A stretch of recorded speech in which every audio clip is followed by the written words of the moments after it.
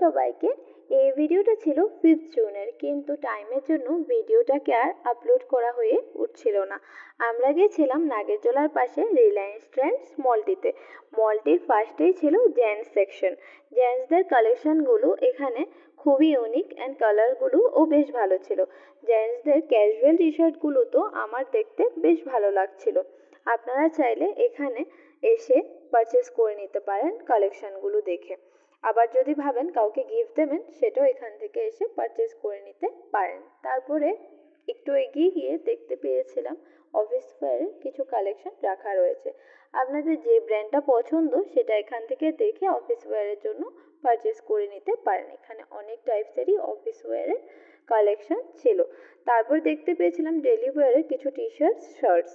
এখানে অফিস ওয়্যারের শার্টসগুলো আপনারা কালেকশনগুলো দেখে পারচেস করে নিতে পারেন। কোয়ালিটিগুলো এখানে ভালোই পড়ে।